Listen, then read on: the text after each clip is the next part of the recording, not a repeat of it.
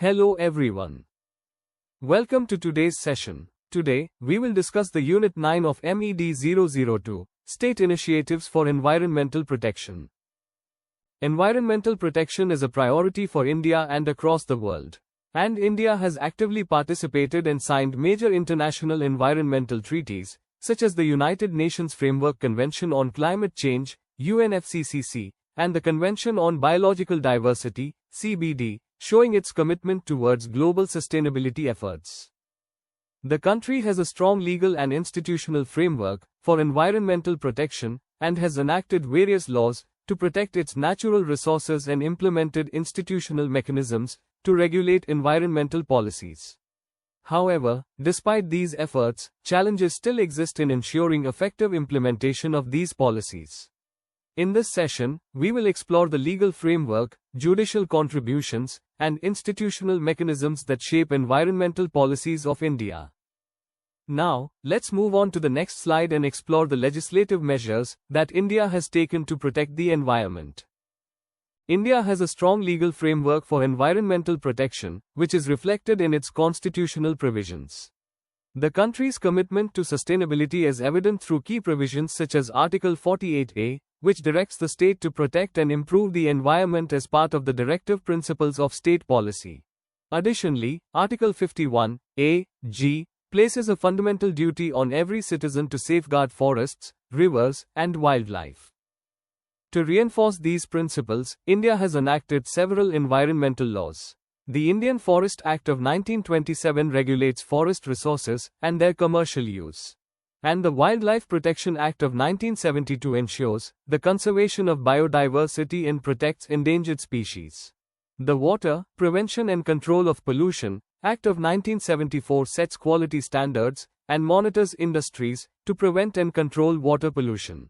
Similarly, the Air, Prevention and Control of Pollution Act of 1981 regulates air quality and emission standards. The Environment Protection Act of 1986 grants the government broad powers to regulate industrial pollution, restrict hazardous activities, and establish environmental quality standards. Additionally, the Biodiversity Act of 2002 promotes the conservation of India's rich biological diversity and the sustainable use of genetic resources. Apart from these laws, several environmental regulations and policies address specific concerns, such as waste management, hazardous substances, and coastal protection. For instance, the Hazardous Wastes Management and Handling Rules of 1989 ensure that industries manage and dispose of hazardous waste responsibly. The Coastal Regulation Zone (CRZ) notification of 1991 aims to protect coastal ecosystems from unchecked industrialization. Furthermore, the Environmental Impact Assessment (EIA) notification of 1994 mandates a thorough assessment of environmental impacts before approving major projects. Despite this comprehensive legal framework, enforcement remains a significant challenge due to issues such as lack of coordination between agencies, inadequate monitoring, and weak penalties for violations.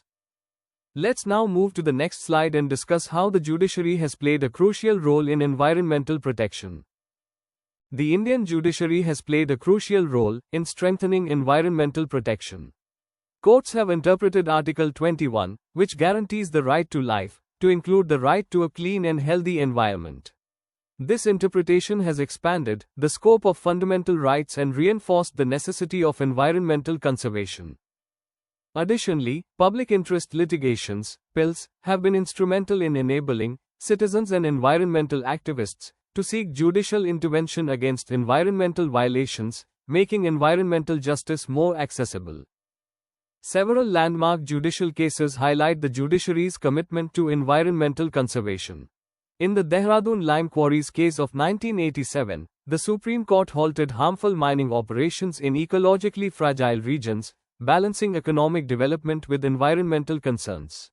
The Shriram gas leak case of 1987 established the principle of absolute liability, ensuring that industries bear full responsibility for hazardous accidents, strengthening corporate accountability. In the Ganga pollution case of 1988, the court ordered polluting industries to install effluent treatment plants to reduce contamination of the Ganga River, setting a precedent for stricter industrial pollution controls.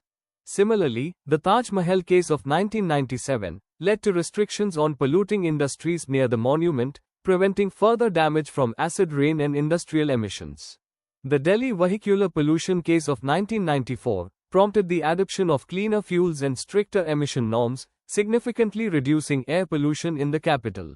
Furthermore, the Bichri case of 1996 held polluting industries accountable for groundwater contamination, reinforcing the principle of environmental responsibility and corporate liability. Through these rulings, the courts have ensured that environmental concerns remain a priority alongside economic development. However, legal judgments alone are not sufficient to address environmental challenges. Strong institutions are also required to oversee the formulation and enforcement of environmental policies. Let's move to the next slide and explore key institutional mechanisms. A strong institutional framework is essential for enforcing environmental laws and policies in India. To oversee environmental management, the country has established several key institutions. The Ministry of Environment, Forests, and Climate Change, MoEFCC, serves as the central authority responsible for formulating environmental policies, approving projects, and ensuring compliance with environmental laws. It plays a crucial role in balancing economic development with ecological sustainability. The Central and State Pollution Control Boards, CPCB and SPCBs, are responsible for monitoring air and water pollution, enforcing environmental standards, and issuing permits to industries. Their role is critical in ensuring compliance with pollution control regulations and maintaining environmental quality. Another key institution, the National Biodiversity Authority, NBA, regulates the conservation and sustainable use of biological resources, ensuring adherence to international biodiversity commitments. Beyond central agencies, local bodies and NGOs play a crucial role in grassroots environmental conservation. They actively participate in implementing sustainable development projects, raising environmental awareness, and providing recommendations for policy improvements. NGOs act as a bridge between the government and the public, helping communicate policies, advocate for change, and ensure that environmental concerns are addressed at both local and national levels. Panchayats and municipalities contribute significantly to environmental management at the local level. Their responsibilities include land improvement, water conservation, afforestation, waste management, and pollution control within their jurisdictions. However, despite their importance, local governance bodies often struggle with limited financial resources, lack of technical expertise, and bureaucratic inefficiencies, which reduce their effectiveness in environmental protection efforts. While these institutions provide a strong foundation for environmental governance, several challenges persist in their implementation. Overlapping responsibilities, corruption, and inadequate enforcement mechanisms weaken the efficiency of regulatory bodies. To improve environmental governance, stronger collaboration between agencies, stricter accountability measures, and enhanced technical and financial support for local bodies are necessary. Strengthening these institutions will ensure that environmental laws are not just well formulated but effectively enforced. Let's move to the final slide of today's session and summarize what we've covered. To summarize, India has a well-established and a robust legal and institutional framework for environmental protection. Judicial interventions have significantly shaped environmental governance by ensuring that constitutional provisions and environmental laws are effectively upheld. Institutions such as the Ministry of Environment, Forests, and Climate Change, MoEFCC, and the Pollution Control Boards, CPCB and SPCBs, play a crucial role in enforcing regulations and monitoring compliance. However, despite these efforts, challenges persist in ensuring effective implementation of environmental policies. Several key areas require improvement to enhance environmental governance. Better coordination among government agencies is necessary to prevent overlapping responsibilities and streamline enforcement mechanisms. Additionally, stronger enforcement of pollution control laws, accompanied by stricter penalties for violators, will ensure greater compliance. Raising public awareness is essential to encourage community participation in conservation efforts and promote sustainable practices. Furthermore, increased funding and technical support for local bodies, such as panchayats and municipalities, will strengthen grassroots-level environmental management and improve resource allocation. Achieving sustainable environmental governance requires a multi-stakeholder approach, where governments, businesses, civil society, and individuals collaborate to protect natural resources. By addressing these challenges and fostering cooperation at all levels, India can create a more effective and sustainable environmental protection framework. Thank you for joining this session.